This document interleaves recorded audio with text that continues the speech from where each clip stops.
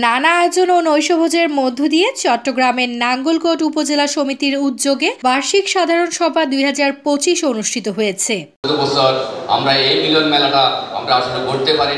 গত 26 তারিখ নগরের আগ্রাবাদস্থ একটি অভিজাত কনভেনশন হলে একটি বার্ষিক সভা অনুষ্ঠিত হয়। সমিতির সভাপতি আলহাজ মোহাম্মদ ফয়েজ কবিরের সভাপতিত্বে এবং সাধারণ সম্পাদক ওজিউল্লাহ ভুইয়া রবিনের সঞ্চালনায় সভায় স্বাগত বক্তব্য রাখেন সমিতির সিনিয়র সহসভাপতি এম এ মুমিন।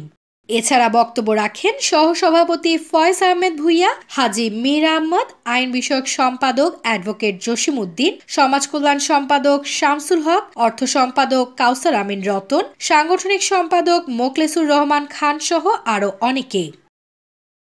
সমিতির উপদেষ্টা মণ্ডলীর সদস্য বীর মুক্তিযোদ্ধা আব্দুর রাজ্জাক, ডক্টর শামসুদ্দিন শিশির, আব্দুর রাজ্জাক ভুইয়া, আবু জাহিদ মিঠু, মোশাররফ হোসেন ভুইয়া বুলু ও সমিতির প্রতিষ্ঠাকালীন সদস্য বীর মুক্তিযোদ্ধা রুহুল আমিন গুরুত্বপূর্ণ বিষয় তুলে ধরে বক্তব্য প্রদান করেন।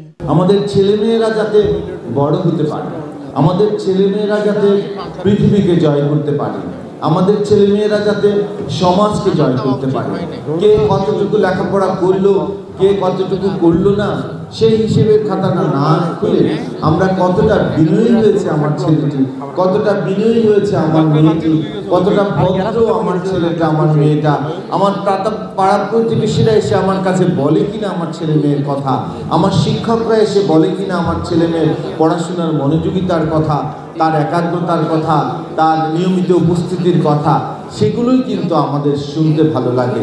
সভায় আমন্ত্রিত অতিথি হিসেবে বক্তব্য রাখেন চট্টগ্রাম মহানগর বিএনপির সদস্য সচিব নাজিমুর রহমান এবং চট্টগ্রাম মেট্রোপলিটন পুলিশ পশ্চিম বিভাগের ডিসি হোসাইন মোহাম্মদ কবির ভুইয়া।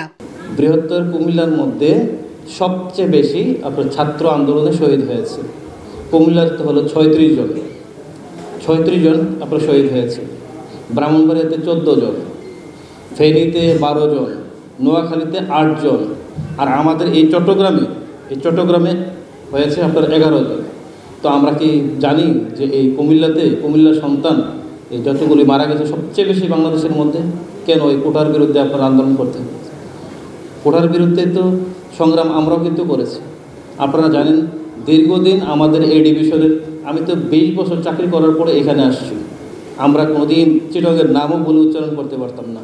সমিতির সকল সদস্যদের নিয়ে আগামীতে আরও বেগবান হবে সমিতির কার্যক্রম, এমনটাই জানালেন সমিতির দায়িত্বে থাকা ব্যক্তিরা। আজকে দীর্ঘ 12 বছর পরে আমরা সাধারণ বার্ষিক সভা করছি এবং মানববন্ধন এবং সেই উদযাপনের মধ্য দিয়ে আজকে আমাদের আগামী যে পূর্বের নির্বাচন সাধারণ সভা ছিল, আমরা ওদের মতো আমরা করতে যাচ্ছি না। আমরা আগামী 2024 সালে আমরা নির্বাচিত হয়েছি, 2025 সালে 2026 সালে জানুয়ারি 20 তারিখের আগে আমরা নির্বাচন কমিশন গঠন করে আমাদের ক্ষমতা হস্তান্তর করব ইনশাআল্লাহ। আমরা সবাইকে আগামী নির্বাচনে অংশগ্রহণ করার জন্য উদাত্ত আহ্বান জানাচ্ছি।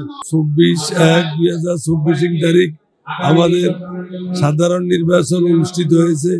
সেইখানে প্রতিপক্ষ অংশগ্রহণ করার জন্য মনোনয়নপত্র সংগ্রহ করেও সেখান থেকে বিরত ছিলেন। তার ফলে আপনাদের সুষ্ঠু এবং সুন্দর নির্বাচনের মাধ্যমে আদালতের আদেশে সমাজ কল্যাণ অধিদপ্তরের তত্ত্বাবধানে বিপুল ভোটে আমরা জয়ী হয়েছি। আমরা আশা করি ভবিষ্যতেও আপনারা এইভাবে নাঙ্গলকোট সমিতিকে জয়যুক্ত করে যাবেন এবং আমাদের মধ্যে যে দ্বিধাদ্বন্দ্ব, আমাদের মধ্যে যে দলাদলি, এগুলার থেকে নিবৃত্ত থাকবেন। যেহেতু আমরা সবাই নাঙ্গলকোটবাসী, এখানে বাস করি, আমাদের সমিতির আদর্শ এবং উদ্দেশ্য পরস্পরের ভালোবাসা, পরস্পরের উপকার করা, পরস্পরের হিতাকাঙ্ক্ষী হওয়া, এর থেকে বিরত থাকা কারোর জন্য কাম্য নয়। আশা করি ইনশাল্লাহ আগামী 27 তারিখের নির্বাচনে আমরা সবাই সমবেতভাবে পূর্ণ নির্বাচনের মাধ্যমে একটা উপহার দিয়ে যাব। Desk news, news day 24।